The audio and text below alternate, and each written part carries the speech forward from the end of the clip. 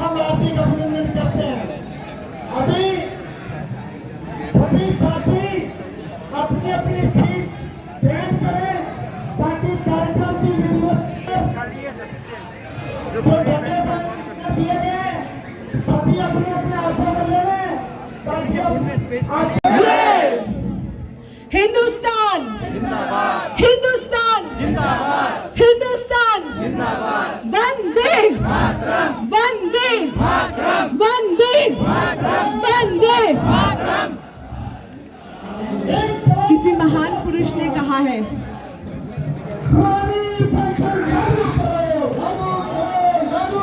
अपनी आंखों के सामने अन्याय होता हुआ देखकर चुप रहना अन्याय करने के ही समान है। यदि आप अन्याय के खिलाफ खड़े नहीं हो सकते हैं तो न्याय की उम्मीद ना रखें। आज आप सब यहाँ आए हैं अन्याय के खिलाफ आवाज उठाने के लिए। उसके लिए आप सबको आज साक्षात नमन, साक्षात नमन। CSAT civil services aptitude test हमेशा से ही विवादों में रहा है। 2010 में जब हिंदी माध्यम के मुख्य परीक्षा में बैठने वाले अभ्यर्थियों की जनसंख्या लगभग 4200 थी, वही जनसंख्या घट के 2011 में सीसैट आने के बाद 1700 हो गई। और अगर आज की बात करें तो आज 2021 में यही जनसंख्या हिंदी माध्यम की घटकर महज 470 हो चुकी है। आज हम सभी माननीय प्रधानमंत्री जी से ये सवाल पूछते हैं, प्रधानमंत्री जी, हम सब ने आप सब के साथ एक सपना देखा था समावेशी समाज बनाने का। यदि हिंदी हिंदुस्तान में रहते हुए ही पिछड़ जाएगी तो क्या एक समावेशी समाज बन पाएगा? आज जो रीजनल लैंग्वेज वाले अभ्यर्थी हैं वो सीसैट के कारण बहुत पिछड़ गए हैं। ह्यूमैनिटीज बैकग्राउंड वाले अभ्यर्थी हैं वो सीसैट के कारण, भेदभाव सीसैट के कारण बहुत पिछड़ गए हैं। ऐसे पेपर में जिसमें आउट ऑफ सिलेबस क्वेश्चंस पूछे जाते हैं, क्या ऐसे सिलेबस में ऐसे जहां पर क्लास 10th तक के क्वेश्चंस पूछे जाने चाहिए थे, लेकिन यूपीएससी जो कि एक संवैधानिक संस्था है, जब वो खुद अन्याय के रास्ते पे चल सकती है तो आप बताइए जो कल आगे आने वाले अभ्यर्थी हैं वो न्याय के रास्ते पे कैसे चलेंगे? हम सब जो है वो देश का भविष्य है। बोलो भाइयों, देश का भविष्य हो या नहीं हो? क्या हम देश का भविष्य बनाएंगे कि नहीं बनाएंगे? बनाएंगे। लेकिन जब हमारे साथ अन्याय हो रहा है तो कल हम उनके लिए कैसे उठेंगे जिनके साथ कल अन्याय होगा? और अगर आज हमें न्याय नहीं दिया जा सकता तो कल हम उनकी आवाज कैसे उठाएंगे जो उनके साथ अन्याय होगा? अगर हम खुद पीड़ित हैं और सरकार हमारी बात नहीं सुनेगी, हम खुद पीड़ित हैं और सरकार हमारी बात नहीं सुनेगी, तो कैसे हम न्याय की गुहार दूसरों के लिए लगा सकते हैं? ये सरकार को और माननीय प्रधानमंत्री जी को बहुत सोच विचार करने की जरूरत है। क्या हिंदुस्तान में रहते हुए आज हिंदी की ये दुर्दशा होनी चाहिए? क्यों आज हिंदी माध्यम के अभ्यर्थी इतने पिछड़े हुए हैं? क्या ये हिंदुस्तान आजाद है? 75 साल आजादी के क्यों आज इंग्लिश मीडियम वाले अभ्यर्थी आगे आ रहे हैं तो अच्छी बात है, लेकिन हिंदी के साथ भेदभाव क्यों हिंदुस्तान में रहते हुए हिंदी माध्यम वालों के साथ भेदभाव? सीसैट कब तक इस तरीके से हम सबके साथ अन्याय करता रहेगा? आज जो यूपीएससी अभ्यर्थी हम सब यहाँ इकट्ठे हुए हैं, बात इतनी है कि यूपीएससी ने इतनी गलतियां करी है, उसके बावजूद यूपीएससी सो रहा है और देश का भविष्य रो रहा है। क्यों आज यूपीएससी गलती करने के बावजूद भी अपनी गलती मानने के लिए तैयार नहीं?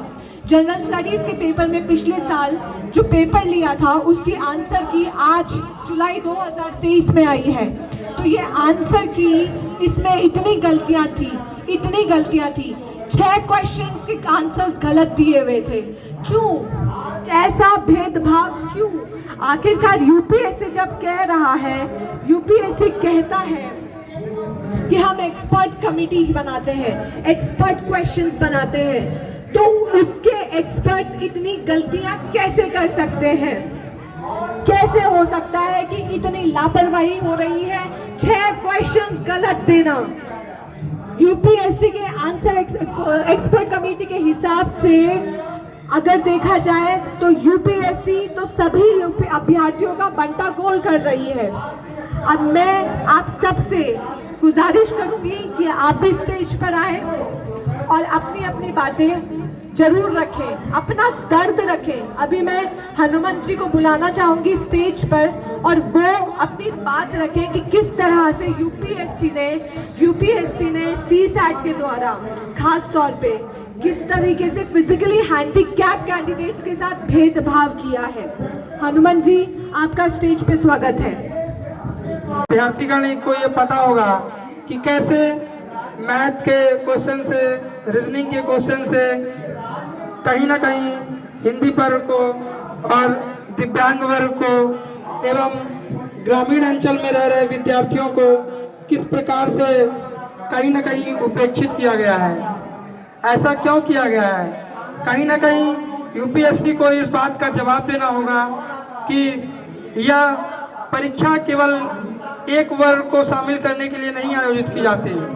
यह परीक्षा हम सब के लिए आयोजित होती है और समावेशी विकास को नज़र में रखते हुए सिविल सर्विस की परीक्षा आयोजित होती है और इसका मोटो है कि हर वर्ग का विद्यार्थी भारत के ब्यूरोक्रेसी में भाग ले और भारतीय समाज में सेवा करे।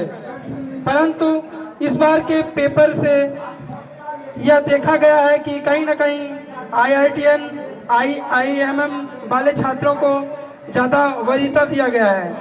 ऐसा केवल हम नहीं कह रहे हैं, वरन पूरा यूपीएससी का छात्र यह कह रहा है कि कहीं ना कहीं एक वर्ग को बढ़ावा देने के लिए पेपर को इस तरीके से किया गया है कि गांव का बच्चा, हिंदी मीडियम का बच्चा, हर दिव्यांग बच्चा इस पेपर में ही के पहले चरण में ही बाहर हो जाए। ऐसा क्यों? क्योंकि पेपर के सिलेबस में मेंशन है कि यूपीएससी सीसेट की परीक्षा में 10वीं स्तर तक के प्रश्न पूछेगा और पिछले कई वर्षों में देखा गया है कि सीसेट के पेपर में percentage, profit loss, average, time work, time distance ऐसे सवाल आते थे जिससे हर वर्ग का विद्यार्थी मेहनत करके यह पेपर क्वालिफाई कर लेता था। परंतु पिछले 1-2 साल से इस पेपर को इतना कॉम्प्लेक्स बना दिया गया है कि सामान्य पृष्ठभूमि का लड़का, हिंदी माध्यम का लड़का सोच ही नहीं सकता कि हम पेपर क्वालिफाई कर सकते हैं। क्यों? क्योंकि इस बार का पेपर एक उदाहरण है जटिलता का। इस बार के पेपर में कम से कम 25 से ज़्यादा सवाल ऐसे हैं जो कि आउट ऑफ सिलेबस है। क्यों? यूपीएससी का यही दायित्व है कि वो आउट ऑफ सिलेबस क्वेश्चन पूछ के हम छात्रों को उपेक्षित करें। यूपीएससी ऐसा कर रहा है तो ये कहीं ना कहीं अन्याय है और हम सबको इस अन्याय के प्रति आवाज़ उठाना है।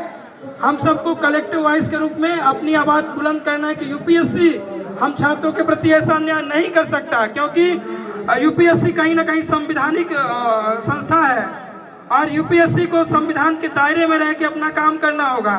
ऐसा नहीं है कि किसी यूपीएससी ऐसा पेपर बना के किसी एक वर्ग को आगे बढ़ाने के लिए ऐसा पेपर बनाए। हम सब देश के नागरिक हैं और हम सब देश की सरकार को चुनते हैं। तो यूपीएससी को ऐसा नहीं करना चाहिए कि वो केवल एक वर्ग को पढ़ाने के लिए ऐसा पेपर बनाए। हम देश की पॉपुलेशन का एक हिस्सा है और देश के हर व्यवस्था को बनाने में हमारा कहीं ना कहीं अहम योगदान है। तो इन भारतीय ब्यूरोक्रेसी में भी कहीं ना कहीं यूपीएससी को हमारा स्थान सुनिश्चित करना होगा। इसे इंश्योर करे यूपीएससी। इसी के लिए हम सब छात्रगण आज संकल्प लेते हैं इस जंतर मंतर के प्रांगण से कि यूपीएससी को हम सब की आवाज़ सुनना होगा, हम सब की प्रॉब्लम को सुनना होगा और समझना होगा, और यूपीएससी को कहीं ना कहीं बात करना होगा। क्योंकि हम लोग ऐसे नहीं यहाँ पे आए हैं, हम लोग कितने सालों से मेहनत करते हैं। उन सबको पता नहीं हुआ कि एक छात्र सुबह 7 बजे से उठ के रात के 12 बजे सोने तक मेहनत करता है, कड़ा परिश्रम करता है, अपने स्तर से पूरा जी जान लगा के मेहनत करता है। लेकिन UPSC out of syllabus question पूछ करके कहीं ना कहीं हम छात्रों के मेहनत पे पानी फेर रहा है। इसके लिए यूपीएससी इस बार जो गलती की है, यूपीएससी को यह स्वीकारना होगा। क्योंकि हम छात्रगण मेहनत करके और इतना एग्ज़ाम क्वालिफाई करने के बारे में सोचते हैं, एक सपना देखते हैं कि कहीं ना कहीं आगे चल के हम भारतीय सेवा में अपना योगदान देंगे, भारतीय समाज को आगे बढ़ाने में अपना योगदान देंगे। लेकिन यूपीएससी डे बाय डे ऐसा कुछ करता है जिससे हम लोग का सपना टूटे। इस बार का पेपर एक बहुत बड़ा उदाहरण है। लेकिन यूपीएससी कहीं ना कहीं यूपीएससी को ये मानना होगा कि इस बार उन्होंने गलत किया है, और इस बार कहीं ना कहीं हम लोग का जो प्रॉब्लम है उसे यूपीएससी को सुनना ही पड़ेगा। क्योंकि कहीं ना कहीं आउट ऑफ सिलेबस पूछना यूपीएससी की बड़ी गलती है। आज जब हम 2022 के आंसर की को देखते हैं तो उसमें भी कहीं ना कहीं 6-7 क्वेश्चन की गलती है, जो ये दिखाता है कि यूपीएससी पिछले कुछ सालों में कहीं ना कहीं अपने कर्तव्यों के प्रति जिम्मेदार नहीं है। क्यों? क्योंकि यूपीएससी एक फेयर आयोग माना जाता है, और कहीं ना कहीं हम छात्रों का विश्वास है कि यूपीएससी हम लोग की समस्या को सुनेगा और कहीं ना कहीं सब वर्ग के छात्रों का ध्यान रखेगा। लेकिन इस बार के पेपर में और पिछले कई बार के पेपर कई सालों में यह देखा गया है, क्योंकि हम लोग के पास ऐसा डाटा है कि 2020, 21, 18, 19 कहीं ना कहीं यूपीएससी ने छोटी मोटी ऐसी कई गलतियां की हैं, जिससे आज हम लोग जंतर मंतर में अपनी आवाज़ उठाने के लिए एकत्र हुए हैं। आगे चल के हमारे और कई विद्यार्थी गण आएंगे जो अपनी प्रॉब्लम को आपके सामने रखेंगे, एवं हम सभी छात्रों से अनुरोध करेंगे कि वो ज़्यादा से ज़्यादा अपने दोस्तों को, अपने परिजनों को यहाँ पे बुलाएं, क्योंकि कहीं ना कहीं हम सब की प्रॉब्लम है, एवं हम सबका उत्साह कभी घटना नहीं चाहिए। क्योंकि कहीं ना कहीं हम लोग की ये उम्मीद है कि यूपीएससी और गवर्नमेंट हम लोग की आवाज़ सुनेगी, क्योंकि हम लोग कहीं ना कहीं सत्य के साथ हैं, और सत्य कभी हारता नहीं है। ये आप लोगों ने पढ़ा होगा कि सत्य और धर्म की हमेशा जीत होती है, इसीलिए सत्य कभी हारेगा नहीं। हम सब एक हैं। भारत माता की, भारत माता की, भारत माता की, भारत माता की। Vande Mataram, Vande Mataram, Vande Mataram, Vande Mataram, Vande Mataram. We want justice. We want justice. We want justice. We want justice.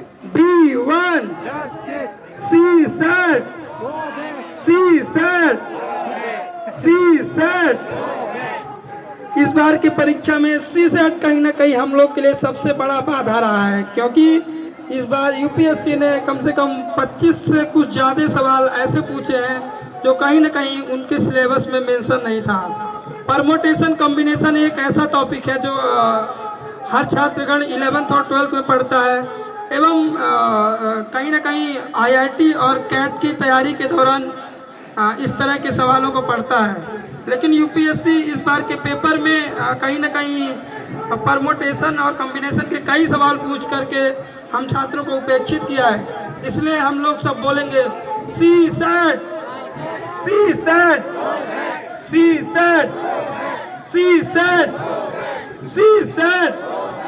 We want B1 B1 B1।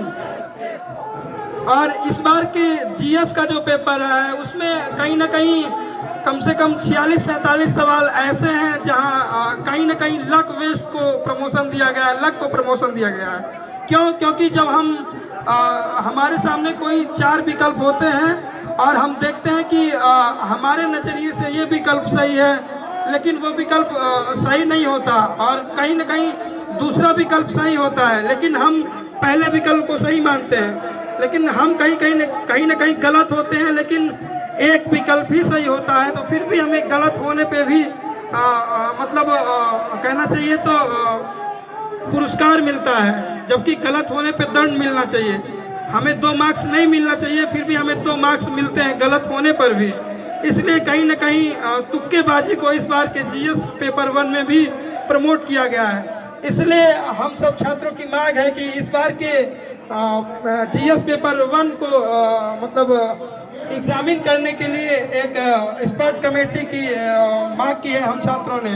और यूपीएससी को कोर्ट जब तक हमारा कोर्ट सुप्रीम कोर्ट ऑर्डर नहीं करता, मतलब ऑर्डर करेगा ही करेगा, हम छात्रों का ये भरोसा है कि कहीं ना कहीं ये इस बार के जीएस पेपर 1 को एग्जामिन करने के लिए एक एक्सपर्ट कमेटी बनाई जाए और वो कहीं ना कहीं एग्जामिन करेगा कि सचमुच इस बार के जीएस पेपर 1 में तुक्केबाजी को प्रमोट किया गया है।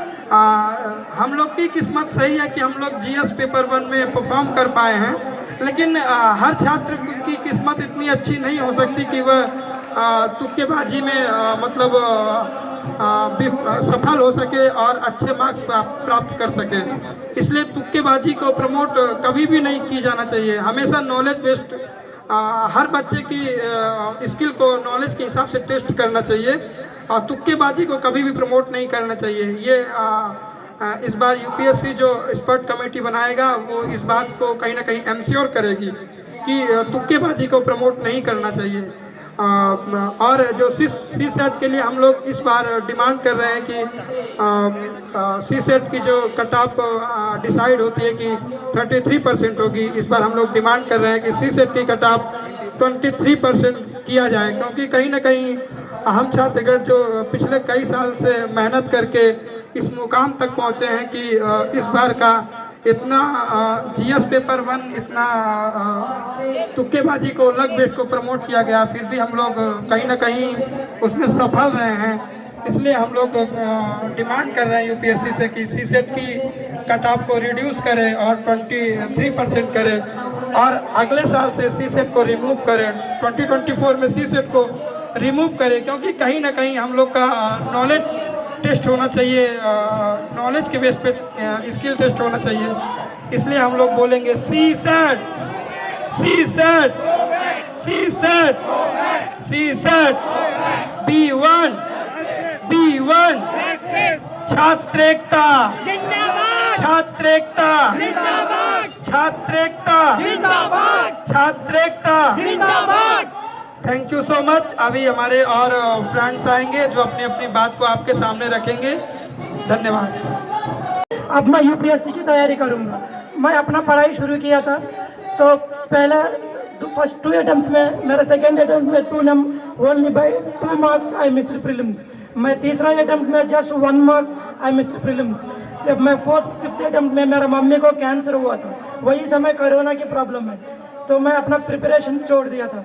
मेरा फिर भी क्योंकि मैंने लेट से प्रिपरेशन शुरू किया था, मैं हर अटेम्प्ट देता रहा था। It doesn't matter whether my preparation was done और नॉट, लेकिन मेरा आखिरी अटेम्प्ट था 2023। सिर्फ मुझे एक ही अटेम्प्ट अच्छे से प्रिपेयर करने को मिला था, लेकिन मेरा जीएस में स्कोर 100 अबव हो रहा है, लेकिन सी सेट में फेल था। लास्ट टाइम भी सी सेट में फेल था। मैंने सोचा था अगले बार सी सेट अच्छे से तैयारी करूंगा, शायद मेरा अंदर कमी हो सकता है, शायद मेरा प्रैक्टिस में थोड़ा सा कमी हो सकती है, इसलिए मैंने सी सेट क्वालिफाई नहीं हुआ था। लेकिन इस बार मैंने अच्छे से तैयारी करके आया था सी सेट के लिए, फिर भी मैं फेल था।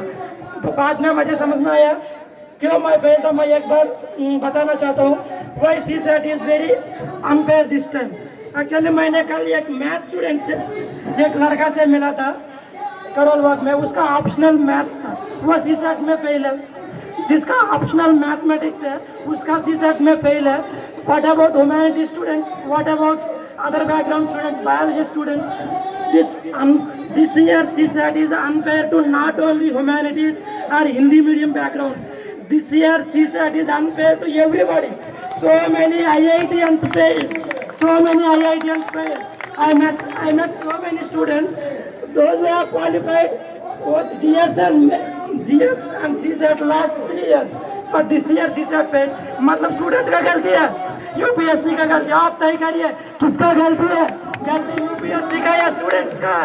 जो पिछले 4-5 बार जो जीएस पेपर 1 और सीसेट क्वालिफाई हो रहे, इस बार सीसेट में फेल है, मतलब स्टूडेंट की गलती है या यूपीएससी की गलती है. मेरा एक फ्रेंड है, उसका ऑप्शनल केमिस्ट्री है, मेरा भी ऑप्शनल केमिस्ट्री है. वो 9 साल तैयारी किया था, 9 साल. उसका फादर एक टेलर है और इसका भाई कपड़े का दुकान में काम करता है. उसको पढ़ाई के सपोर्ट कर रहा है. लड़का महाराष्ट्र से 9 बार दिया था. ये dedicated 9 years to UPSC. 7 times he qualified. He has given mains exam 7 times out of 9 times. But this year CSAT में फेल था. He is scoring more than 100 marks in GS, but इस बार CSAT में fail था. तो ये student का गलती है, यूपीएससी की गलती है. This year CSAT is grave injustice, not simply injustice. It is a grave injustice on the students. So many IITians failed. So many students, those who have already SPM post पे है, फिर भी वो CSAT में fail है. मतलब आप समझ सकते हैं CSAT इतना ग्रेव इंजस्टिस है इस बार. This is completely unfair. तो मैं दूसरा टॉपिक पे जाऊंगा. जो की रिलीज किया जाता है ये 1 साल के बाद. लास्ट ईयर प्रीलिम्स हुआ था, जून 5 तारीख को हुआ था, और इस बार उसका की रिलीज किया हुआ था तो जुलाई महीने में. हम ये 1 साल के बाद की जान के क्या करेंगे. What will you do with the key after 1 year. आप लोग सब जानते हैं हमारा टेलीग्राम ग्रुप में more than 15,000 members are involve. उसमें कई लोगों ने अपना मार्कशीट अपलोड किया गया था. Just by 1 or 2 marks many students has failed in CSAT, and by 1 or 2 marks many students has failed in GS also. अब की 1 साल के बाद रिलीज करेंगे और उसमें भी कई सारे मिसमैचेस होगा. उसमें कई सारे मिसमैचेस है. लास्ट और 5-6 साल से देखेंगे. कई कोचिंग इंस्टीट्यूट के एक्सपर्ट ने भी यूट्यूब में वीडियोस डाला था. लास्ट 5 years में मोर देन डजन मिसमैचेस इन की. अगर 1-2 नंबर से कोई किसी का मिस हो जाता है तो वो कितना नुकसान की बात है. ये 1 साल मेहनत करने के बाद उसका वो मेंस की क्वालिफाई नहीं होता है बिकॉज ऑफ यूपीएससी की गलती. स्टूडेंट की गलती नहीं है, यूपीएससी की गलती. Blunders in the key, because of blunders in the key.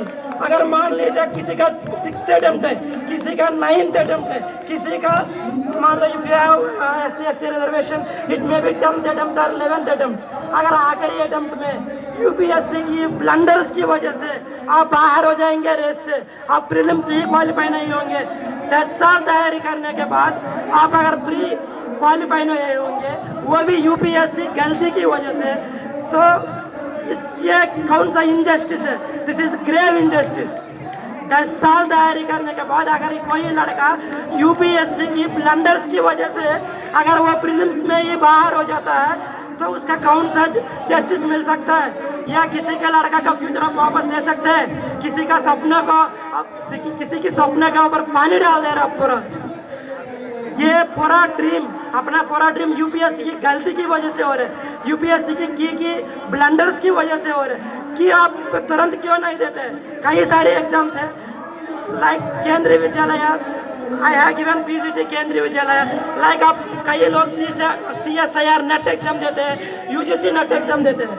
उसमें हम लोग का OMR शीट का कार्बन कॉपी मिलता है. OMR शीट का कार्बन कॉपी तुरंत मिल जाता है. और वो एक जो भी इंस्टीट्यूट एग्जाम ऑर्गेनाइज कर रहे हैं वो एक नोटिफिकेशन देता है. किसी का तुरंत की रिलीज किया जाता है. एग्जाम खत्म होने के बाद 1 हफ्ता के अंदर की रिलीज किया जाता है.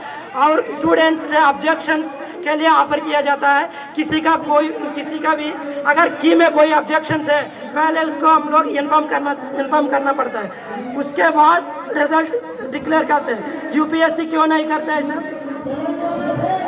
अगर आप की 1 साल के बाद देते, हम क्या करेंगे की लेके? मान लीजिए मेरा आखिरी अटेम्प्ट है, यूपीएससी की वजह से मैं बाहर हूँ, क्या मुझे कौन जस्टिस दिला सकता है? इसका जिम्मेदार कौन है? मेरे सपनों के ऊपर पानी डालने वाला कौन है? बताइए, क्या गवर्नमेंट जस्टिस दे सकता है? यूपीएससी की वजह से अगर कोई बाहर हो जाता है, उसकी जस्टिस कौन दे सकता है? क्या यूपीएससी देगा या गवर्नमेंट दे सकता है? बताइए, this because of this blunders in the key, there is no accountability, there is no transparency. आप 1 साल के बाद की रिलीज करेंगे तो कोई मतलब नहीं है, दिस इज जस्ट ओपेकनेस। और मेरा दूसरा मुद्दा है कोरोना की वजह से, तो मैं यही डिमांड करता हूँ, यूपीएससी की तुरंत 1 हफ्ता के अंदर रिलीज करना चाहिए, स्टूडेंट्स का ऑब्जेक्शन भी एक्सेप्ट करना चाहिए, उसके बाद ही फाइनल प्रीलिम्स रिजल्ट रिलीज करना चाहिए। 1 साल के बाद नहीं, 1 साल के बाद की कोई काम का नहीं, मेरा मानना यही है। और मैं तीसरा मुद्दा है कोरोना। पार्लियामेंट में हमारा फाइनेंस मिनिस्टर जी निर्मला सीतारमण जी कहते हैं this is an act of God, Corona is an act of God. Because of this act of God, so many things have changed, so many lives have turned, so many of us have lost our parents, our siblings. तो corona की वजह से मान लीजिए आपका you are affected by corona, if your preparation was not done, if you are in the last attempt, so because of this act of God we have lost our life. Because of this act of God we lost our dreams. Because of this act of God we are unable to prepare. तो आप compensatory attempt क्यों नहीं देते हैं? Compensatory attempt देने से आपको क्या नुकसान हो रहा है? क्या हम जॉब मांग रहे हैं? I am affected by corona. क्या मैंने गवर्नमेंट का एप्लीकेशन लिखा था मैं कोरोना की वजह से अफेक्ट हुआ था, मुझे यूपीएससी IAS बनाइए? मैंने सिर्फ कॉम्पनसेटरी अटेम्प्ट तो मांगा था, सिर्फ अटेम्प्ट तो ही मांगा था, मैंने जॉब तो नहीं मांगा था। गवर्नमेंट ने कई बार अनाउंस किया था this is an act of God. पूरा वर्ल्ड, कितना लोग अपना माँ बाप को खो गए थे, कितना लोग अपने भाई बहन को खो गए थे। क्या आपका माँ बाप हॉस्पिटल में रहेंगे कोरोना की वजह से? आप किताब पढ़ के बैठेंगे? आप किताब पढ़ के तैयारी करेंगे यूपीएससी के लिए? क्या आपके प्रीलिम्स के पहले 1 महीने के पहले आपका घर में कोई ना किसी को मौत हुआ था? क्या आप तैयारी कर सकते हैं? आप प्रीलिम्स क्वालिफाई कर सकते हैं? कितना मोटिवेटेड है आप, तब तो आप भगवान है, यूपीएससी एस्पिरेंट नहीं है। तो हम इसलिए मांग करते हैं कि हमारा गवर्नमेंट सोचना चाहिए कोरोना कॉम्पेंसेटरी अटेम्प्ट हर सबको, लास्ट जो 2-3 साल से कोई भी अटेम्प्ट दे रहे हैं उन हर सबको कम से कम 2 साल की कॉम्पेंसेटरी अटेम्प्ट मिलना चाहिए। This is a lawful demand, this is a justiceful demand, this is a democratic demand. और मेरा तीसरा मुद्दा है 24 से हमारा ग्रुप डिमांड कर रहा है CSAT को हटाना चाहिए। मैंने इसके पहले भी बात किया था, कई IITians फेल हुए थे, कई लोग किसी का मैथ्स ऑप्शनल सब्जेक्ट है वही CSAT में अगर फेल होगा तो कौन पास हो सकता है? उसमें आप लोग ने दिया था सिलेबस में बहुत सारे टॉपिक्स है CSAT अर्थमेटिक रीजनिंग मैथमेटिक्स में, सिर्फ 2 ही चैप्टर था सिलेबस में, permutations and combinations more than 15 question, her question में परम्यूटेशंस एंड कॉम्बिनेशन अटैच कर दिया। सिर्फ किसी का 10th क्लास की सिलेबस में परम्यूटेशंस एंड कॉम्बिनेशंस की चैप्टर है, कोई स्टेट बोर्ड का सिलेबस में है, किसी CBSE का बोर्ड के सिलेबस में परम्यूटेशंस एंड कॉम्बिनेशन चैप्टर है, तो क्यों इतना सारे क्वेश्चन दिया था? उसके पहले भी मिलता था, 1-2 क्वेश्चन आता था, हम लोग कॉम्प्रोमाइज होते थे। ठीक है चलो यूपीएससी, ये this so divine organisation, this so called divine organisation, कोई सब लोग बोलते हैं ये कॉन्स्टिट्यूशनल बॉडी है, ऑटोनमस बॉडी है, कोई करप्शन नहीं होता है, इसलिए हम लोग अगर कोर्ट को जाएंगे कोई फर्क नहीं पड़ेगा, हम लोग प्रोटेस्ट में बैठेंगे कोई फर्क नहीं पड़ेगा, इसलिए कॉम्प्रोमाइज हो जाता था। 1-2 क्वेश्चन आउट ऑफ सिलेबस से आता था, हम लोग कॉम्प्रोमाइज हो जाते थे, लेकिन इस बार इतना सारे क्वेश्चन आउट ऑफ सिलेबस से दिया गया है, उसका जस्टिस कौन दे सकता है? सिर्फ 2 ही चैप्टर था, एक तो permutations and combinations number system, syllabus में सिर्फ 2 ही चैप्टर्स था और कोई चैप्टर सही नहीं है पूछने के लिए CSAT में। This is a grave injustice. और मेरा ये और एक बात है, हमारा नेशनल एजुकेशन पॉलिसी 2020, हमारा नेशनल एजुकेशन पॉलिसी में एक मुद्दा था, हमारा गवर्नमेंट कोशिश किया जाएगा, हमारा होम मिनिस्टर जी अमित शाह जी कई बार बोलती है एक नेशन एक लैंग्वेज, आप हिंदी को प्रमोट करना चाहते हैं। अब ठीक है, अच्छी बात है, तो हिंदी मीडियम वालों को कितना नुकसान हो रहा है सीसैट की वजह से। यही तरीका है हिंदी प्रमोट करने का, यही तरीका है एक नेशन एक लैंग्वेज हमारे कॉन्स्टिट्यूशन में दिया गया है, हमारा कॉन्स्टिट्यूशन बताया गया है। शायद मुझे आर्टिकल याद नहीं है, ये प्रोटेस्ट की वजह से I am disturbed because of CSAT, so I did not remember. After preparation of 6 years, I did not remember which article promotes the Hindi language. I forgot. I'm a South Indian. फिर भी मैं speech याद है, फिर भी मुझे speech याद है, हिंदी लैंग्वेज को प्रमोट करना चाहिए। It is a constitutional. South Indians oppose करते हैं, क्यों हिंदी लैंग्वेज प्रमोट करना चाहते हैं, तेलुगु क्यों नहीं? सारे लैंग्वेज तो एक ही है, तेलुगु, तमिल, कन्नड़, मराठी सब। आप हिंदी लैंग्वेज को प्रमोट करना चाहते हैं। This is the way of promoting Hindi language. Is it the way? UPSC को मैं क्वेश्चन करता हूँ, आप हिंदी मीडियम के, it is a difficult to not only Hindi medium students, it is difficult. CSAT is becoming problem to all students, whether Telugu medium student or Tamil medium student or any other medium student. CSAT is unfair. CSAT is not only unfair to Hindi medium, CSAT is unfair to everybody. और हमारा it is against to हमारा national education policy 2020. This is against to national education policy. हमारा national education policy में एक बात बताया गया है कि हमारा national education policy prioritises education in mother tongue. Yes sir, no? हमारा national education policy prioritises education in mother tongue. Yes sir, no? Is it the way? Is it the way by giving CSAT paper like this? Is it the way to promote national education policy? Is it the way to promote education in mother tongue? Do we have the right? No. Actually English questions आप सब देख रहे हैं, you have most of you have given CSAT, तो English में इतना complicated है, ये क्वेश्चन का आंसर 2 दिन हो सकता है। प्रूफ क्या है? 2 दिन। हर किसी का कोचिंग इंस्टीट्यूट का आप आंसर की निकालिए, क्या ये क्वेश्चन का एक आंसर ये देता है, कोई दूसरा वाला बी देता है, कोई सी देता है, कोई सी देता है, तो कौन सा आंसर सही है, कौन सा हम टिक करें इतना सारे आंसर्स में? तो एक हिंदी मीडियम स्टूडेंट, एक रीजनल लैंग्वेज स्टूडेंट, ये इंग्लिश कैसे फेस कर सकता है? तो is it the way to implement national education policy? Is it the way to implement national education policy? आपने खुद दिया था अपने गाइडलाइंस में, हमारी सरकार कोशिश करेगा education should be promoted in national in mother tongue. Okay, up to 8th class mother tongues में ही होना चाहिए। Okay, is it the way to promote education in mother tongues? आप खुद ही डिस्करेज कर रहे हैं। यूपीएससी एक गवर्नमेंट बॉडी है, कॉन्स्टिट्यूशनल बॉडी है। Is it way to promote national education in mother tongues?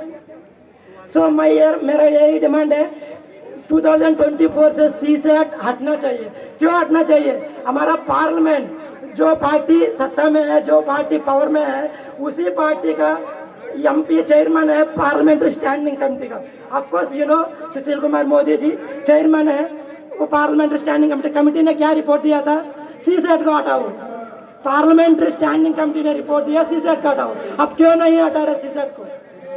बताइए, पार्लियामेंट में एक स्टैंडिंग कमेटी ने रिपोर्ट दिया CSAT को हटाइए, अब फिर भी CSAT को हटा रहा। फिर भी हम लोग ने अभी प्रोटेस्ट नहीं किया, कॉम्प्रोमाइज हो गए थे।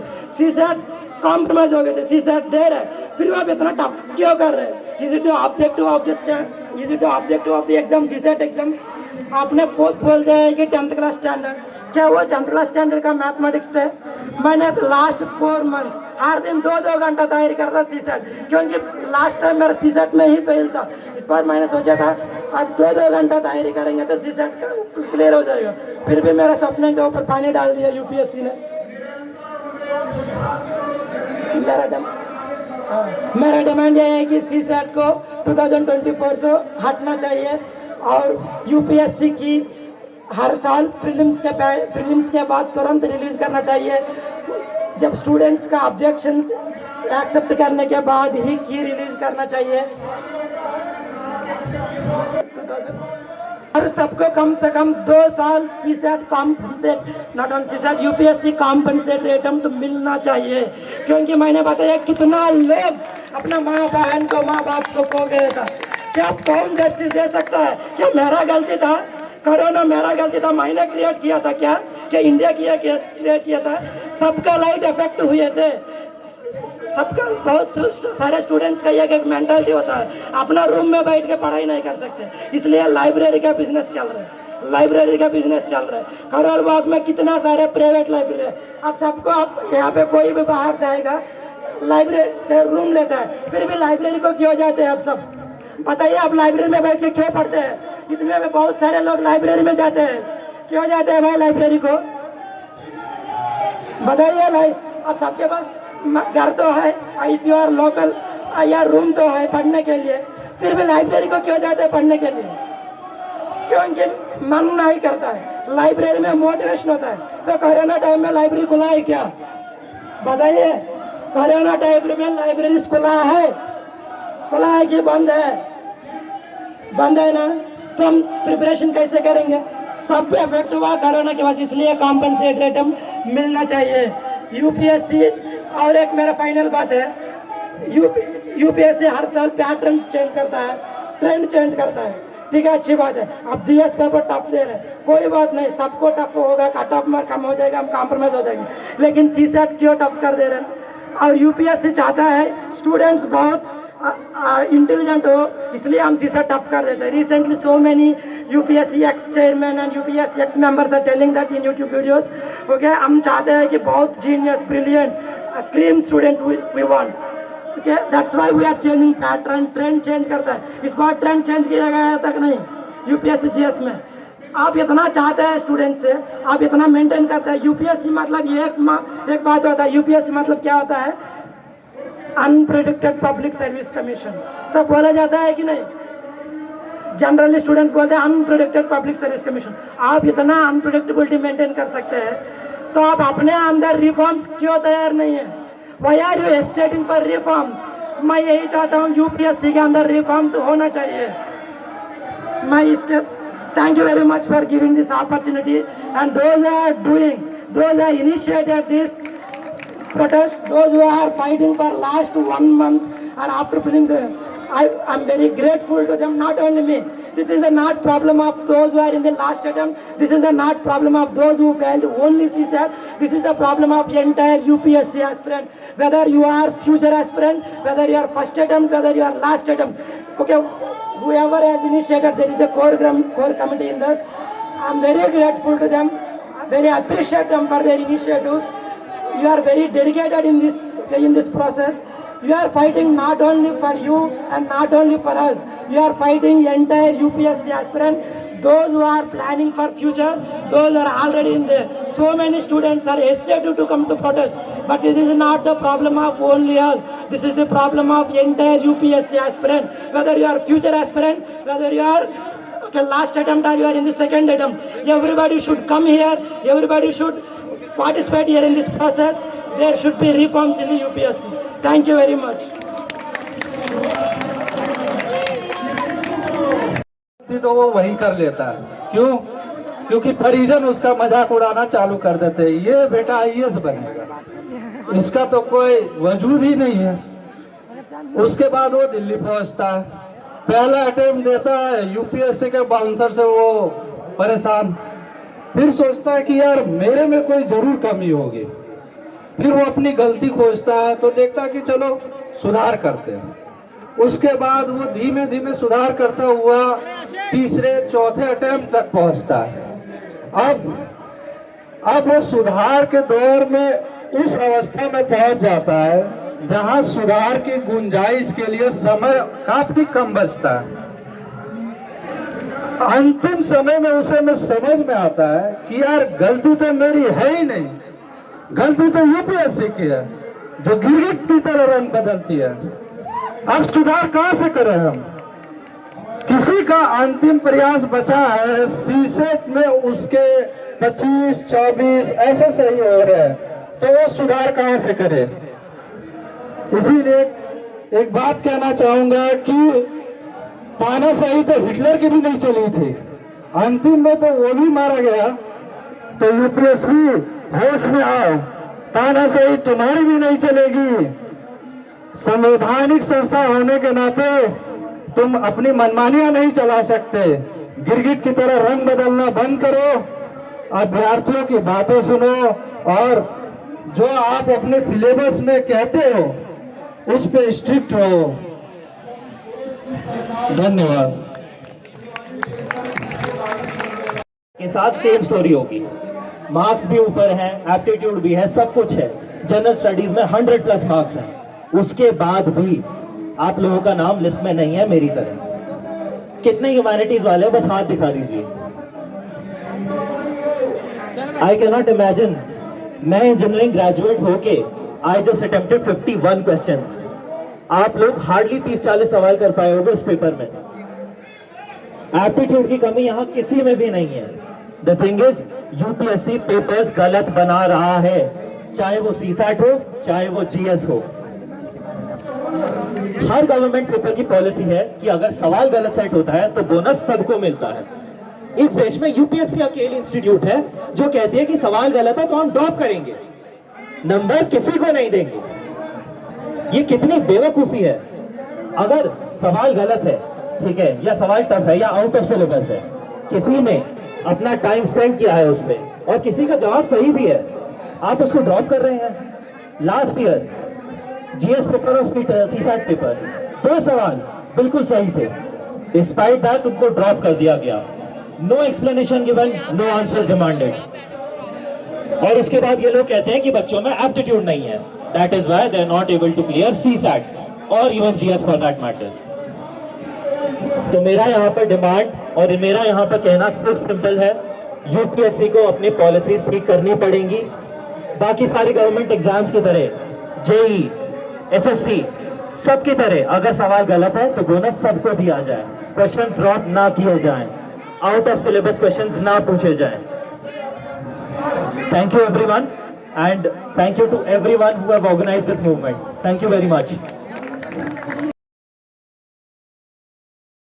की प्रिपरेशन का थोड़ा हुआ कि चलो ठीक है, इसके अंदर आगे हम देख सकते हैं, क्योंकि फील्ड हमारा आर्ट से लेके है। उसके बाद 2018 में मैंने फर्स्ट अटेम्प्ट दिया और ये 2023 का मेरा लास्ट अटेम्प्ट था 6th। इन 6 सालों में 6 अटेम्प्ट में मेरा एक बार भी सीसेट नहीं रुका है। ये मेरा लास्ट अटेम्प्ट था जिसमें जाके मेरा सीसेट रुका है। इन 6 अटेम्प्ट में मैंने एक बार मेंस क्लियर करा है 2020 के अटेम्प्ट में, एक बार फिर मैं इंटरव्यू में अपियर हुआ हूँ 2021 के अटेम्प्ट में। इस बार भी मेरे लगभग GS1 में 98 के आसपास मार्क्स बन रहे हैं, लेकिन अगर मैं पहली बार सीसेट में रुका हूँ तो मैं लास्ट अटेम्प्ट में रुका हूँ। अभी ये 24 जुलाई को मेरा SSC CGL का Tier 1 का एग्जाम था, वो मेरा क्लियर हुआ है।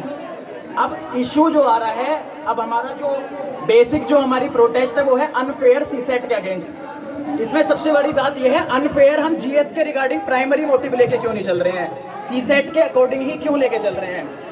इसका कारण ये है, जो यूपीएससी का नोटिफिकेशन आता है उसमें वो एक बेसिक टर्म लिखते हैं कि जो अर्थमेटिक या जो भी एप्टीट्यूड है वो 10th लेवल का है। अब ये कहने में ये 2 या 3 वर्ड है कि 10th लेवल का है, लेकिन इसका जो एक इफेक्ट पड़ता है वो काफ़ी ज़्यादा पड़ता है, क्योंकि जो सीसेट एग्जाम है ये एक मैथ्स के रिगार्डिंग एप्टीट्यूड रीजनिंग के अकॉर्डिंग है। उसमें एक सैचुरेशन पॉइंट होता है, ये कोई हिस्ट्री या ज्योग्राफी नहीं है। ज्योग्राफी में अगर इन्फ्लेशन का क्वेश्चन है या हिस्ट्री के अंदर आपका कोई मूवमेंट के अकॉर्डिंग है तो वो फिक्स है, उसमें से आपसे पूछा जाएगा। लेकिन जो सीसेट होता है या मैथ्स के क्वेश्चन होते हैं उसमें एक सैचुरेशन रखना बहुत जरूरी होता है। फॉर एग्जांपल प्रोबेबिलिटी का क्वेश्चन है, आप उसको 11th लेवल का भी पूछ सकते हो, आप उसको बीएससी के मैथ्स ऑनर्स के लेवल का भी पूछ सकते हो और एमएससी मैथ्स ऑनर्स का। कहने को उसका सबसेट एक ही है प्रोबेबिलिटी, लेकिन उसका एक लेवल जो है वो चेंज करा जा सकता है डिफिकल्टी के अकॉर्डिंग। वही चीज इस साल के सीसेट में हुई है। जो अगर वो सीसेट में 10th लेवल की जगह एक वर्ड लिखे सिंपल की मॉडरेट टू डिफिकल्ट लेवल पूछा जाएगा तो एस्पिरेंट पहले से मेंटली प्रिपेयर्ड रहेगा, वो एक होप नहीं लगाएगा। क्योंकि सीसेट की प्रिपरेशन यूजुअली जो PYQs होते हैं उनके लेवल के बेसिस पे करा जाता है कि एक इस लेवल का आपसे पूछा जा रहा है तो आप उस लेवल तक जाएंगे, क्योंकि आपको साथ में जीएस की भी प्रिपरेशन करनी होती है। अब यूपीएससी की तरफ से अभी ये हाई कोर्ट में और हमारे कैट में जो प्रोसीडिंग्स चल रही थी, मैं उनको रेगुलर मॉनिटर कर रहा था, उसमें जो उधर उनके एडवोकेट है हमारे नरेश कौशिक जी जो यूपीएससी की तरफ से हैं, उनकी तरफ से कुछ तर्क थे जो वहाँ से अंडर सेक्रेटरी की तरफ से साइन होके आते हैं कि पहले उनके तर्क थे कि हार्डली 100-200 बच्चे हैं जिनको दिक्कत हो रही है, बाकी किसी को कुछ दिक्कत नहीं हो रही है। तो अगर फॉर एग्जाम्पल प्रोटेस्ट हो या आपके खिलाफ अगर हम कुछ कह रहे हैं उसमें नंबर कम है, उसका मतलब इससे कहाँ से है कि बाकी लोगों को दिक्कत नहीं है? ये जम्पशन ही गलत है। कांग्रेस की एस्टेब्लिशमेंट जब 1985 के आसपास हुई थी, कितने थे डेलीगेट्स? 72 के आसपास थे। दांडी मार्च निकला था 1930 में, दांडी मार्च में कितने लोग गए थे? 78-80। तो क्या उसका मतलब ये है कि पूरा ऑल इंडिया जो है उसमें इन्वॉल्व नहीं है, वो चाहता नहीं है? आप जो व्यू दे रहे हो कि 100 लोग हैं, 150 लोग हैं, बाकी को दिक्कत नहीं है, आपकी ये फ्लॉड है। दूसरा, यूपीएससी की तरफ से एक रीजनिंग आती है कि जो परम्यूटेशन कॉम्बिनेशन के जो क्वेश्चन थे वो आप जनरल एबिलिटी से कर सकते थे, उनके लिए फॉर्मूले की रिक्वायरमेंट नहीं थी। ये भी मैं साबित करता हूँ, बिल्कुल फ्लॉड आर्ग्यूमेंट है यूपीएससी का। सिंपल सा एक फॉर्मूला होता है, a+b का होल स्क्वायर क्या होता है? जो बच्चा पढ़ के जाएगा वो सीधा लिखेगा a² + b² + 2ab। अब यही चीज अगर आपको बिना फॉर्मूले के करनी होगी, आप 2 ब्रैकेट में a+b लिखोगे, a की a में मल्टीप्लाई करोगे a², फिर a की b में ab, फिर b की a में bb, फिर b की b में b², चारों को जोड़ोगे जब आप आओगे a² + b² + 2ab पे। तो दो चीज हैं, अगर आप फॉर्मूले से अलग दूसरे तरीके पे जाते हो तो कॉमन सेंस की बात है, आपका टाइम तो बढ़ जाएगा। आप वही चीज प्रोबेबिलिटी और परम्यूटेशन कॉम्बिनेशन में कर रहे हो, भले ही वो फॉर्मूले बेस ना हो, लेकिन उनका लेवल ऐसा है कि उसके अंदर टाइम बढ़ेगा। ये प्रोटेस्ट अनफेयर सीसेट के अकॉर्डिंग है। लोग क्वेश्चन उठा रहे हैं कि ये इनका प्रोटेस्ट जो है यही अनफेयर है। मैं हर चीज का आपको लॉजिकल रीजन दे सकता हूं कि ये बिल्कुल भी अनफेयर नहीं है। हम सब यहाँ पे बैठे हैं, उसका कारण ये है कि सब अलग अलग ग्राउंड पे सिचुएटेड हैं। किसी के 3rd अटेम्प्ट में किसी का हुआ है, मे बी किसी का 6th अटेम्प्ट है, मे बी किसी का 1st अटेम्प्ट ऐसा है कि वो अगले अटेम्प्ट के लिए रेडी ही नहीं हो पा रहा है। ठीक है, तो जो यूपीएससी ने ये करा है, इन्होंने एक प्रॉपर, मेरे अकॉर्डिंग यह एक प्रॉपर आइडियोलॉजी थी कि एक पर्टिकुलर वर्ग, पर्टिकुलर सेक्शंस के लोगों को आगे भेजा जाए। कोई अभी 5th अटेम्प्ट और 4th अटेम्प्ट जो ऑलरेडी सिलेक्टेड है, उनका कहना यह है कि अगर वो इस सेट में बैठते तो मे भी शायद उनका भी ना होता।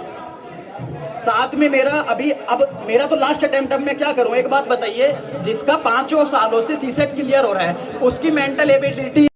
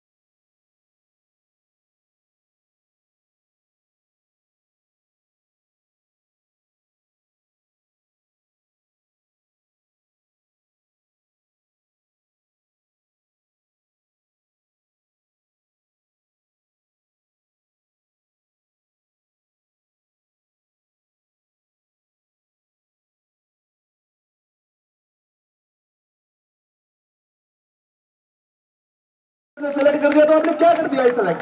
तो ये बताओ सर, हम जो तैयारी करते हैं, हो सकता है चलो मेरे पास 100 अटेम्प्ट बचे हैं, बट क्या गारंटी है कि सर आप अगली बार सीसेट में यही कर दोगे? आप क्यों नहीं? अब कौन पास कर रहा है? जिसने मारे तुक्के, जिसके चल गए कॉम्प्रिहेंशन में तुक्के चल गए, जिसका वो हो गया। अब जीएस में यही हाल हो रहा है, जिसका इधर उधर थोड़ा सा 75 से 80 जिसके मार्क्स बन रहे थे वो गारंटीड पास हो रहे हैं। और मैं बता के बोल रहा हूँ, यहाँ पर इतने एक्सपीरियंस लोग बैठे हैं ना, जिनके जीएस में 1 से 1 नंबर बन रहे होंगे, लेकिन सीसेट के कारण बहुत पीछे रह गए हैं। आप लोगों में से हिंदी मीडियम में कितने बच्चे हैं? तो सर मैं अभी मेरी तैयारी मुखर्जी नगर से ही हुई है और मैं लगभग हिंदी वालों के बीच में ही रहा हूँ सर।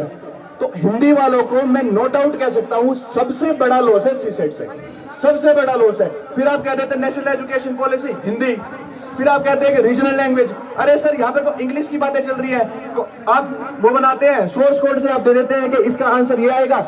अरे chief justice of India the most educated को बैठा दो और इस बार के कॉम्प्रिहेंशन सेलेक्ट करा दो। आप, मैं गारंटी देता हूं सर, 10 गलत तो वो भी कर देगा। फिर ये कहाँ का यूपीएससी है सर? फिर ये कहाँ का यूपीएससी है? आप जो टैलेंट है उसको ले नहीं रहे हो और आप कह रहे हो 16,000 बच्चे। अरे सर, आप कितना ही टफ बना दो, 16,000 क्या 20,000 भी मिल जाएंगे आपको पास करने वाले। तो ये कोई रीजन नहीं होता आपका कि हम इसकी की नहीं करेंगे, हम मान नहीं रहे। अरे सर 15,000 बच्चे तो कैसा भी पेपर बना लो वो पास कर ही लेंगे, क्योंकि यूपीएससी में क्या ऑब्जेक्टिव है, तो क्या कोई भी मार देगा, किसी ना किसी का तो सेट हो गई। तो ये क्या, और जो बच्चे सेलेक्ट भी कर रहे हैं ना, जो इस बार सेलेक्ट भी हुए हैं प्री में, मैं लिख के दे रहा हूं सर, कोई 70, कोई 75, कोई 70, ऐसा ही चल रहा है सबका। कोई नहीं है 100 वाला, कोई नहीं है 150 वाला, कोई एक आधा ही होगा जो भैया बिल्कुल पहला अटेम्प्ट है, जेई करके आ रखा है, बिल्कुल अभी जस्ट कॉलेज से नया नया ताजा बच्चा है। तो मेरा यही कहना है कि सर आप एक तरफ तो कह देते हो India is mother of democracy, मुझे भरोसा है गवर्नमेंट पे, लेकिन क्या है कि यूपीएससी में एक इमेज ऐसी बना रखी है कि इट इज अनटच्ड, कुछ हो ही नहीं सकता है। अभी दूसरे पेपर की बात चल रही थी कि वो लीक हो रखे हैं, अरे पता है सबको, सबको पता है। वो कहते हैं कि हमने इंटर कमेटी बना ली, एक टॉपिक पढ़ते हैं सर हम आरटीआई में, यूपीएससी के लिए ही पढ़ते हैं एथिक्स में, कॉन्फ्लिक्ट ऑफ इंटरेस्ट। हमारी कमेटी, हम ही चेक करने वाले, मैंने पेपर का, अरे मैंने देख लिया, बिल्कुल गलत नहीं बन रखा भाई, सही बन रखा है, कोई दिक्कत नहीं है। अरे आप खुद ही चेक कर रहे हो, कोई इंडिपेंडेंट ऑर्गेनाइजेशन को बुलाओ, आप खुद ही कर रहे हो। कॉन्स्टिट्यूशन होने का ये मतलब नहीं है कि आप बिल्कुल अनटेस्ट हो, कॉन्स्टिट्यूशन का ये मतलब है आप पे कोई उंगली नहीं उठा सकता, आप पे कोई गलत वो नहीं लगा सकता, आप इतने फेयर हो, ये मतलब होता है कॉन्स्टिट्यूशन का। प्रीएम्बल में लिखा है सोशल जस्टिस, इसका पॉलिटिकल जस्टिस, इसका मतलब ये होता है कि आपको कॉन्स्टिट्यूशन ने आर्टिकल 315 के तहत जो भी पावर दे रखी है, you are accountable, you are not shielded. गए हम बात तो करते हैं एक तरफ से कि ब्यूरोक्रेटिक एटीट्यूड से डेमोक्रेटिक एटीट्यूड की तरफ बातें, फिर यूपीएससी कहती नहीं नहीं नहीं ऐसे नहीं होगा, आंसर की तो तभी आएगी क्योंकि अभी सभी बच्चों का रिजल्ट नहीं आया, और ये देखो 15,000 बच्चों ने कर रखा है, उनके भी हित है। अरे भैया उनके हित तो सबको पता है, रिजल्ट आने के बाद तो हो ही जाता है।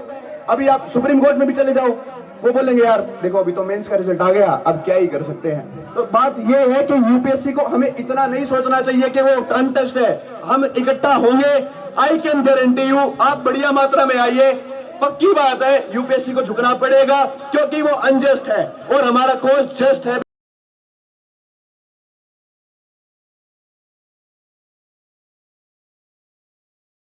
यूपीएससी में चौथा अटेम्प्ट था और इससे पहले हमने 2 बार मेंस लिखा, 2020 और 2021 में। 2022 का अटेम्प्ट हमने नहीं दिया था, 2022 में भी सीसेट का पेपर में काफ़ी इशू थे और उसे देखते हुए इस साल हमने सीसेट के लिए अच्छी से प्रिपरेशन भी कर ली थी। जीएस का पेपर हुआ, जीएस के पेपर में जो पेयर वाला सिस्टम था वो पैटर्न को देखने के बाद भी लगा चलो किसी तरह जीएस का पेपर तो हमने दे दिया है।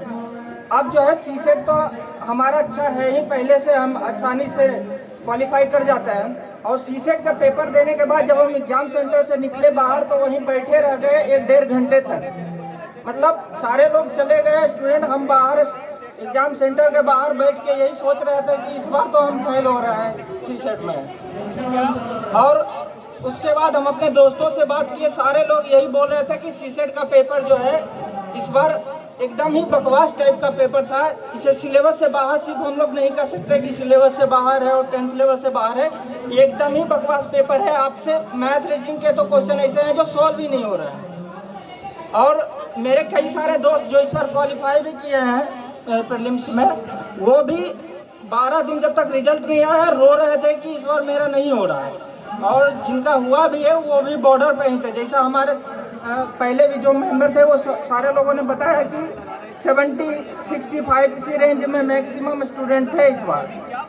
तो और हम लोग एग्ज़ाम के दिन से ही ये यूपीएससी को भी कंप्लेन किया, पीएमओ को किया, हमारे कई सारे 20 से 25 मेंबर और पार्लियामेंट ने प्राइम मिनिस्टर और यूपीएससी को जो है सो एप्लीकेशन लिखा है इसको लेके कि यूपीएससी और गवर्नमेंट कुछ रिलैक्सेशन कट ऑफ रिड्यूस करके एक्स्ट्रा अटेम्प्ट दे के जैसे भी हो, इन जो स्टूडेंट जिनका अभी नुकसान हुआ है, खास करके जिनके लास्ट अटेम्प्ट थे, जिनके 4th अटेम्प्ट 5th अटेम्प्ट थे, उनको एक यूपीएससी इस बार थोड़ा सा रिलैक्सेशन कट ऑफ में दे के एक्स्ट्रा रिजल्ट दे कुछ, ताकि ये नुकसान का थोड़ा सा भरपाई हो सके। और आगे से यूपीएससी इस बात का ध्यान रखे कि सिलेबस के अंदर रह के ही क्वेश्चन पूछे, और उसमें भी हमारे कई सारे यूपीएससी के अच्छे फैकल्टी जो माने जाते हैं, जैसे दिव्य कीर्ति सर हुए, इन लोगों ने पहले दिन ही बोला कि काफ़ी सारी गड़बड़ियाँ पेपर में लग रही है, जीएस की पेपर हो या सीसेट की पेपर हो। हमारे जो यूपीएससी कैंडिडेट्स हैं जिन्होंने मेंस इंटरव्यू दे रखे हैं। कई सारे हमारे दोस्त हैं जो सिलेक्टेड हैं, जिनका आईआरएस में हो रखा है पहले, वो इस बार सीसेट में फेल हुआ है। कई सारे लोग जो आईपीएस में हैं और रैंक इंप्रूवमेंट के लिए इस बार पेपर दिया और सीसेट में फेल हो गए, और उनमें से तो कईयों का ये लास्ट अटेम्प्ट।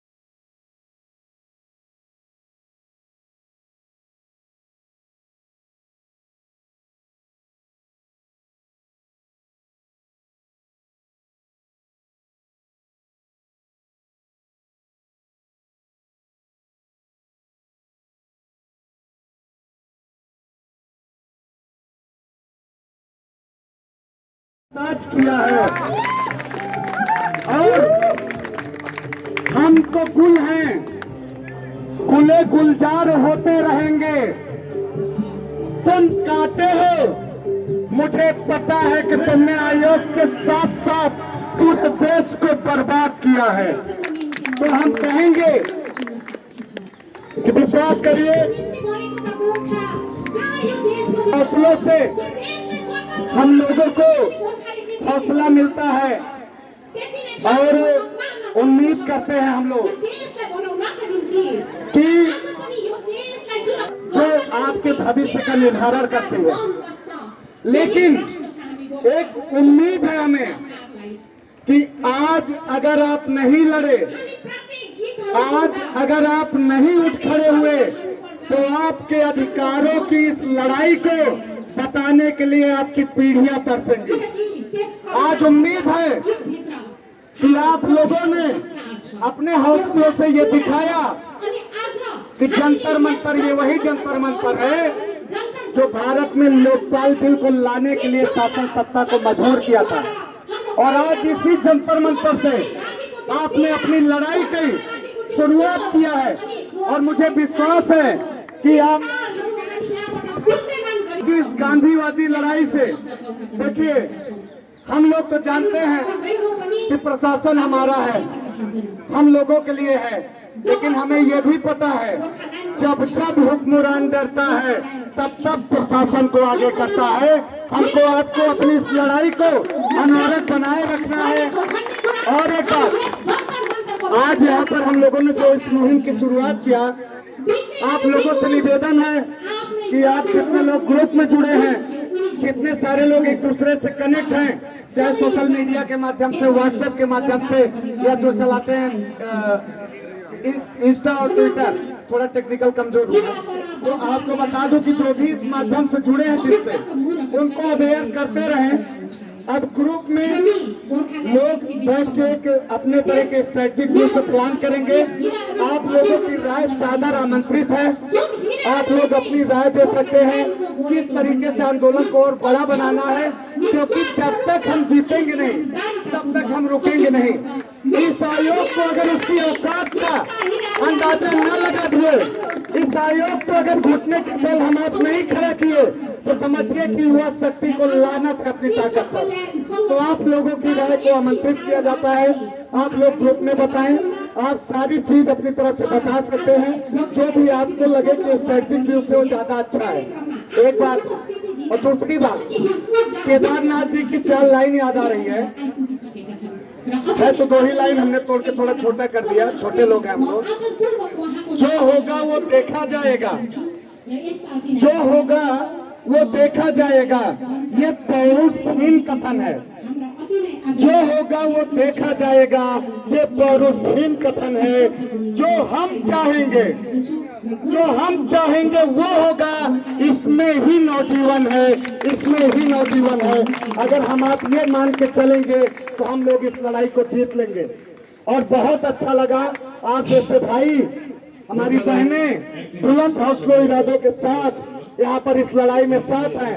आपको फिर से याद करा दूं, 5वीं बार ये बोल रहा हूँ, यहाँ पर मौजूद एक शख्स के कंधों के ऊपर कम से कम 5,000 युवाओं का भविष्य है, और उस भविष्य के लिए लड़ रहे हैं जो भारतवर्ष के लाखों करोड़ों युवाओं का भविष्य है। आप कितने गौरवशाली हैं, आपको बताने की जरूरत नहीं है। उन लोगों तक हमारी आवाज जाए जो हमारे साथी तमाम कारण बता के आने से बच रहे हैं, उनके तक आवाज जाए तो वो ये बात जान लें, एक समय के बाद उनसे उनकी नस्लें पूछेंगी कि जब सारे लोग लड़ रहे थे तब क्या आप जिंदा थे? जब सारे लोग लड़ रहे थे तब क्या आप जिंदा थे? आप समझिए, आपसे किए गए कृत्यों पर हम आज भी शर्मिंदा हैं, कल भी शर्मिंदा थे। वो बोलेंगे तो इसको समझने की जरूरत है। और आप लोगों को एक क्रांतिकारी नारे के साथ हम लोग बात रखेंगे। 8 लाइनें हैं आपके सामने, मैं पढ़ना चाहता हूँ कि धीमे धीमे कहता क्या है, धीमे धीमे कहता क्या है शोर मचा, धीमे धीमे कहता क्या है शोर मचा, ये हाकिम ऊंचा सुनता है शोर मचा, ये हाकिम ऊंचा सुनता है शोर मचा।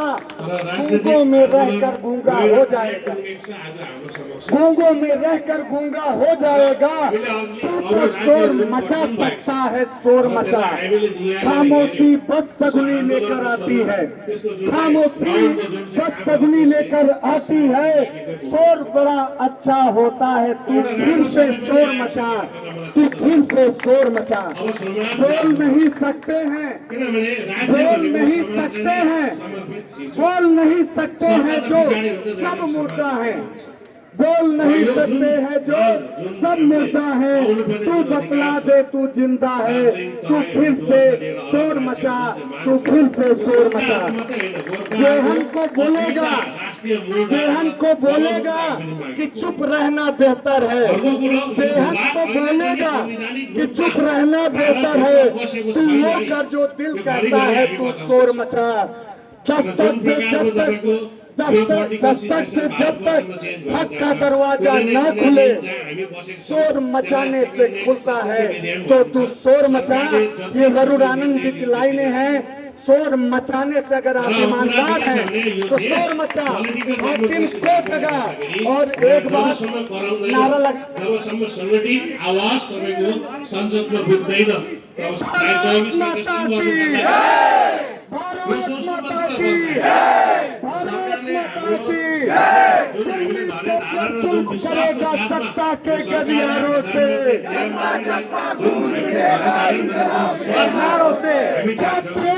जिंदाबाद जिंदाबाद जिंदाबाद, छत्रेकता जिंदाबाद जिंदाबाद जिंदाबाद।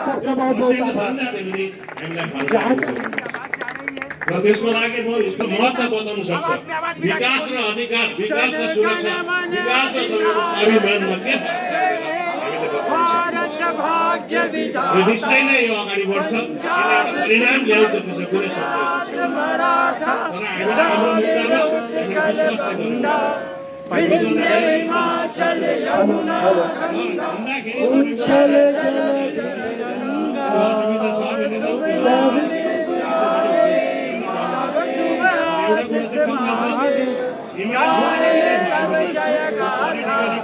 जनगण मंगलदायक जय हे भारत भाग्य विधाता, जय हे जय हे जय हे जय जय हे। भारत माता की जय, भारत माता की जय। बहुत धन्यवाद, बहुत बहुत आभार। 2019 में यसरी नै श्रीमान अमित शाह र म बसेर हामीले होम्समा हामीले भाषण दियौँ। एउटा विश्वास हाम्रोमा जगाएको थियो। सरकारले त्यो विश्वासलाई अक्षुण्ण राख्नु सक्नु थियो, क्षीण भएर जानु चाहिँ दिनु भएन। किनभने हरेक पर्खाइको पनि एउटा तपाईँको याद हुन्छ। 14 वर्ष भइसक्यो। अब त 7 महिना चुनाव हुन त मुद्दा चुनावसँग जोडेको छैन। तर कुरा चाहिँ के छ भने सरकारले चुनावमा नै हेरेर नै जहिले पनि मेनिफेस्टोमा प्रतिश्रुति दिँदै चाहिँ गर्ने गर्छ।